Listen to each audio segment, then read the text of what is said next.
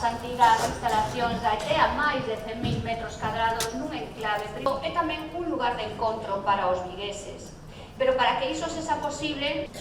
Vigo e cada unha delas ten responsabilidades moi claras. Sabemos que a Xunta de Galicia non crece, que perde emprego, industria, comercio e población. Igual facer a foto que as obras, o curioso de todo, de sempre,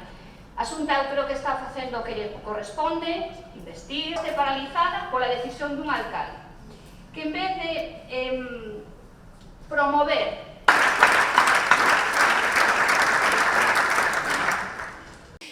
o viario principal, o que está coloreado en color amarello, é titularidade do Concello, é o viario que, polo que se entra neste ámbito, que remata na Plaza de Armas e polo que discurren os servicios básicos, abastecemento, saneamento, pluviais, telecomunicacións, que dan servicio ás parcelas que están colindantes. Pois ben, os ámbitos que son titularidade da Xunta de Galicia son, como ben dicía a deputada, o PS5 e o PS6. No PS5, para que nos entendamos, é onde estamos licitando a explotación e a rehabilitación da cafetería para disfrute dos visitantes, e no PS6 é onde estamos urbanizando para a ubicación de distintos usos como esa residencia de maiores. Pois ben, foi no verán do ano 24 cando o alcalde e o presidente da Xunta de Galicia adoptaron varios acordos verbais. Un deles era recuperar esas instalacións da ETEA, e dende o primeiro minuto dende a Xunta de Galicia nos puxemos a traballar, fixemos unha xuntanza un 18 de xullo do ano 24, o señor alcalde, o señor David Regades, o delegado da Zona Franca e eu persoalmente como conselleira,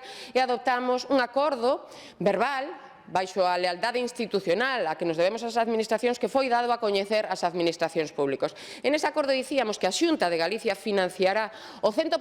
da urbanización dese viario de titularidade municipal, a cambio Zona Franca executaría esa urbanización e tamén un aparcamento soterráneo que explotaría económicamente, porque ten que ter rentabilidade económica para poder realizar esa actuación. O Concello de Vigo simplemente poría a disposición dos terreos da Zona Franca porque non quería poneños a disposición da Xunta de Galicia. Pois ben, dende ese momento, dende o punto de vista da lealtade institucional, dende a Xunta de Galicia, puxémonos a traballar arreo, trámites administrativos, trámites de intervención, trámites xurídicos. Efectivamente, en maio de 2025, no Executivo Galego, en Consello da Xunta, aprobamos ese compromiso, ese convenio consensuado polas tres partes e a dotación orzamentaria de nada máis e nada menos de 10,5 millóns de euros para que Zona Franca fixera esas obras de urbanización no viario titularidade municipal.